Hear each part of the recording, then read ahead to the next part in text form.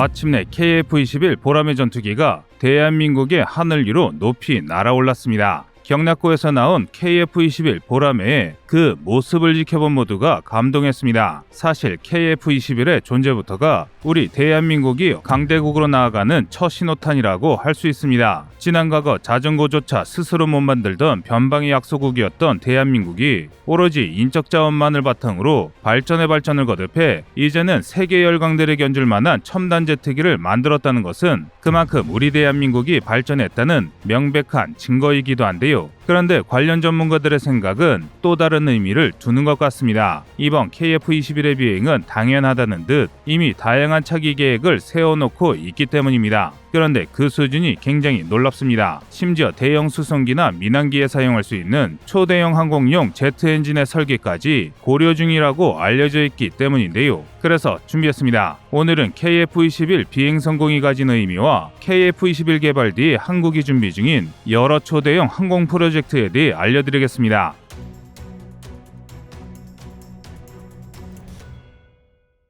KF-21 보라매가 대한민국 항공사의 새 역사를 써내려가고 있습니다. 보라매 시제기의 완성은 대한민국이 1991년 초도 비행에 성공한 순수 국산 프로기 KT-1 웅비로부터 단 30년 만에 독자적으로 4.5세대 제트 전투기를 확보할 정도로 발전했다는 증명입니다. 이는 그야말로 기적이라 할 만한데요. 이에 대해 전문가들은 KF-21 개발에 얽힌 모든 것들이 대한민국의 수준과 위상이 얼마나 발전했는지를 보여준다고 말합니다. 4.5세대 이상의 첨단 전투기는 전투기 자체도 만들기 어렵지만 그 안에 들어갈 각종 항전 장비와 센서 체계 그리고 여러 부가적인 설비를 구축하는 게 굉장히 어렵기 때문인데요. 그런데 대한민국은 모두가 불가능이라고 생각한 이 모든 것을 해냈습니다. 레이더, 전자전체계, 스텔스 소재와 무장을 국산화하고 이를 국산 소프트웨어로 통합해 국산 전투기에서 작동시키는 데 성공한 것입니다. 하지만 아직 KF-21 보라매가 넘어야 할 아주 크고 높은 벽이 있습니다. 바로 항공 엔진 분야입니다. 현재 KF-21에는 미국 GE 에비오닉스가 개발하고 우리 기업 하나에어로스페이스가 라이선스 생산한 F414G400K 엔진이 탑재됩니다. 이 엔진의 스러스트는 추력 14,770파운드로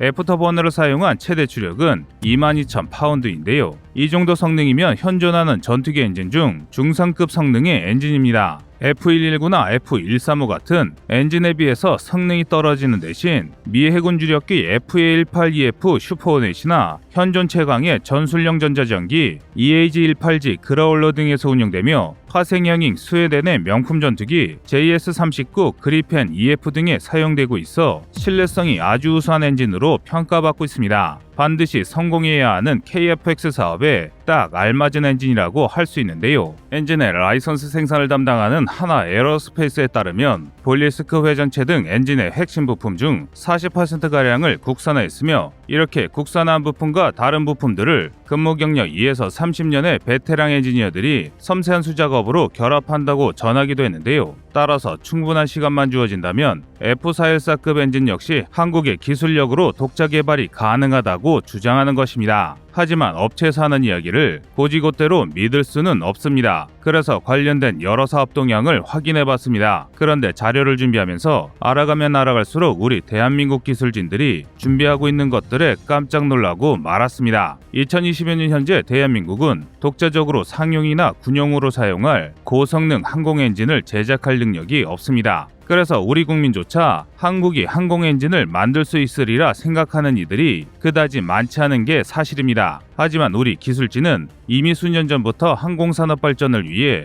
여러 프로젝트를 진행해왔습니다. 그 중심에 5,500파운드 프로젝트가 있습니다. 해당 프로젝트는 무인기에 사용할 수 있는 5,500파운드 추력 항공 엔진의 코어브를 개발해 이를 더 고성능의 터보팬 항공 엔진으로 완성하겠다는 것입니다. 이를 위해서는 1600켈빈의 고열을 견딜 수 있는 소재를 개발하고 이를 적용해야 했는데요. 그런데 이 어려운 일을 우리 기술진이 얼마 전 해냈습니다. 현재는 사실상 코어브 개발을 마무리 짓고 2025년까지 코어브를 활용한 8,000에서 11,000파운드 수준의 터보팬 엔진 개발을 추진 중입니다. 뿐만 아니라 엔진이 견딜 수 있는 터빈 입고 온도 TIT를 200켈빈 향상시키기 위해 별도 연구도 진행 중입니다. 한마디로 TIT 1800켈빈급 엔진을 개발할 기반을 준비 중이라는 것인데요. 구체적으로도 1600도 그러니까 1870켈빈을 견딜 수 있는 엔진을 목표로 하고 있습니다. 이 연구 개발의 의미가 굉장히 남다릅니다. 바로 보람의 블록3 때문인데요. 왜냐하면 아직까지 세계 최강의 스텔스기라고 불리는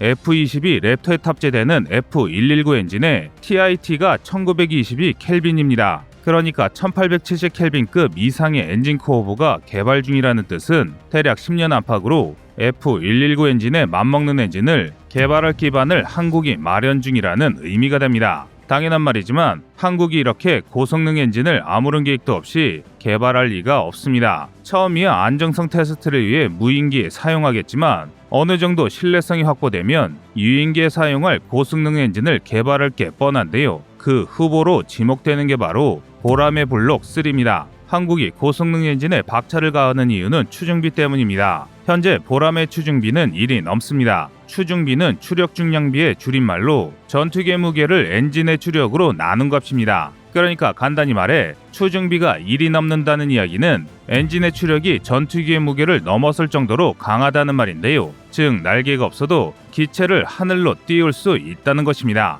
이렇게 추중비가 높으면 전투기 기술을 아주 높게 들어 전투기를 급감속할 수 있습니다. 오로지 엔진의 힘만으로 전투기를 기동시키는 게 가능하기 때문에 여러 고난이도의 기동을 할 수 있습니다. 이런 기동을 포스트 스톨 기동이라고 합니다. 보람에 역시 이를 어느 정도 구현할 수 있을 것으로 보이는데요. 그런데 문제가 있습니다. 바로 블록3 개량인데요. 블록3 개량을 통해 다양한 센서와 장비들이 내장되면서 기존 보람의 무게가 늘어 추중비가 낮아질 수 있습니다. 따라서 이 문제를 해결하기 위해서는 더 강력한 엔진이 필요하게 됐습니다. 최근까지는 그 대상으로 지휘사가 한국과 공동 개발을 밀고 있는 F414 EP 엔진이 주목받았습니다. 이 엔진은 기존 F414를 크게 개량한 차세대 엔진으로 F414가 기반인 보람에 장착하기 적합하고 예상 성능이 우수했기 때문입니다. 하지만 치명적인 문제가 있습니다. 아무리 전투기를 독자 개발해도 전투기의 가장 핵심 부품인 엔진 종속을 피할 수 없기 때문입니다. 즉 외산이란 뜻이죠. 그런데 만약 우리 기술진이 보람의 120대가 공군에 완전히 납품될 시기인 2032년까지 1870켈빈 이상의 TIT를 가진 고성능 저바이패스 엔진을 개발하게 되면 이런 종속적인 상황이 바뀌게 됩니다. 즉 1870켈빈 또는 그보다 고수준의 TIT를 가진 엔진이라면 현재 미국산 엔진에 종속되던 위치에서 한국은 자유로워질 수 있게 됩니다. 이렇게 되면 한국은 KF-21 보람 엔진까지 완전히 국산화된 순수 국산 전투기로 업그레이드 할 수 있게 됩니다. 그러니까 미제 엔진을 수입할 필요 없이 국산화를 달성할 수 있다는 것이죠. 이런 계획은 생각만 해도 가슴이 두근거리는데요. 하지만 일각에서는 한국의 기술력으로 불가능하다고 주장합니다. 또 이미 개발된 지 30년이 더 된 F-22 랩터를 겨우 따라잡아봤자 미국은 우리보다 훨씬 압도적인 수준의 항공 엔진을 개발할 것이고 결국 엔진 종속을 피할 수 없다는 것인데요. 일례로 F-35에 쓰이는 F-135 엔진은 단발 엔진임에도 불구하고 드라이 스러스트만 27,000파운드에 애프터버너를 사용한 최대 추력은 무려 4만 파운드에 달합니다. 그만큼 엔진에서 발생하는 열이 엄청난데요. 그래서 F-135의 TIT는 무려 2260켈빈에 달합니다. 이는 무려 1980도의 온도를 견딜 수 있다는 뜻입니다. 그런데 우리가 추진 중인 1800켈빈이 섭씨로 환산했을 때 1526.8도라는 것을 생각하면 무려 400도가 훨씬 넘는 고온을 견딜 수 있다는 것입니다. 심지어 최근 지휘사에서 차세대기에 적용하기 위해 개발 중인 XA100 적응형 사이클 엔진은 무려 2520켈빈, 그러니까 2246도를 견딜 수 있습니다. 게다가 우리의 주요 경쟁 상대인 일본이 차세대기를 위해 시험품을 내놓은 XF9 엔진조차도 TIT가 2074켈빈에 달해 섭씨 1800도를 견딜 수 있는데요. 정리하자면 2030년대 우리가 랩터급 엔진을 내놓는다고 하더라도 일본조차 이길 수 없다는 것입니다. 이런 내용만 보면 앞에서 주장한 일각의 내용처럼 한국이 독자 엔진을 개발하는 게 모두 부질없어 보입니다. 이래서야 자급자족은 가능해도 수출 경쟁에서는 승부가 되지 않을 게 뻔하기 때문입니다. 게다가 더 심각한 문제도 남았습니다. 대한민국이 독자적으로 항공엔진을 개발하면 항공엔진 시장을 독점 중인 서방 기업들로부터 엔진과 기술을 공급받지 못하게 될 것이라고 일각에서는 주장합니다. 한국이 항공기 엔진을 개발하다 미운 털이 박혀 항공산업 자체가 몰락할 수 있다는 것인데요. 실제로 2022년 현재 세계 항공엔진 시장은 미국의 지 에비오닉스, 플레덴 휘트니와 영국의 롤스로이스, 프랑스의 사프란이 장악하고 있습니다. 사실상 세계 항공기 엔진 시장은 그들만의 리그라 할 수 있습니다. 일례로 대형기용 엔진으로 유명한 CFM 인터내셔널은 GE와 샤프란의 합작사일 정도입니다. 그나마 중국, 일본, 러시아 등이 독자적으로 엔진을 설계 및 개발하고 운영하는 정도입니다. 그렇다면 일각의 주장처럼 대한민국이 항공 엔진을 개발하는 것이 정말 어리석은 행동일까요? 정답은 전혀 아닙니다. 전문가들은 최근 들어 항공시장에 격변이 일어나고 있다고 분석합니다. 그것은 바로 엔진 독립인데요. 중국, 일본 등 여러 선진국이 독자 엔진 개발을 위해 팔을 걷어붙이면서 세계 항공시장 상황이 달라지고 있습니다. 먼저 일본은 무려 1981년부터 자국의 중공업체 조사들을 뭉쳐 일본 항공기 엔진협회 JAEC를 운영 중입니다. 그래서 XF9 같은 첨단 엔진이 나올 수 있었던 것인데요. 이런 국가 중점 항공 엔진 개발에 감명을 받은 중국이 최근 자국의 항공기업들을 모두 뭉쳐 중국항공 엔진그룹 ACC를 출범시켰습니다. 즉 국가 역량을 총동원해 항공 독립을 하겠다는 것입니다. 이처럼 동시에 여러 국가가 항공 엔진 개발을 시작하자 견고하던 항공 엔진의 독점 구조가 흔들리고 있습니다. 따라서 대한민국이 항공 엔진을 개발하더라도 우리가 입을 제재는 생각보다 그리 크지 않거나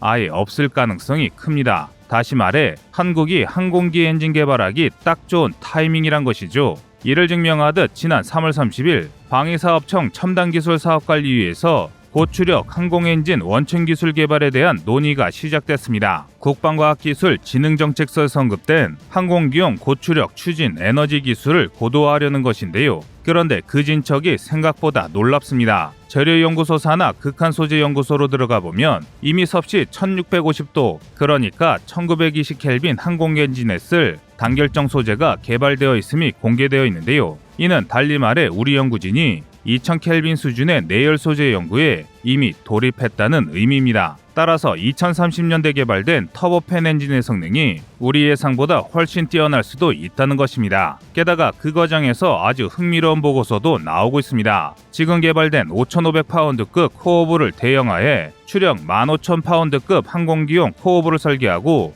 이를 바탕으로 추력 40,000파운드급 고바이패스 대형 엔진을 개발하자는 내용인데요. 만약 이 사업이 성공한다면 한국은 민항기, 수송기, 특수작전기를 완전 국산으로 개발할 길이 열리게 됩니다. 즉 진정한 항공자주 국방의 문이 활짝 열리게 되는 것입니다. 여러분의 생각은 어떠신가요? 이상 꺼리투브였습니다. 안녕하세요, 꺼리투브입니다. 여러분의 가부나 성원에 힘입어 군사무기에 관심 없는 분들도 쉽게 이해하실 수 있는 대한민국의 육해공 군사무기의 숨은 비하 이야기를 책으로 엮었습니다. 하루 종일 검색해도 절대 찾을 수 없었던 비밀스러운 내용을 이제 책으로 만나보세요.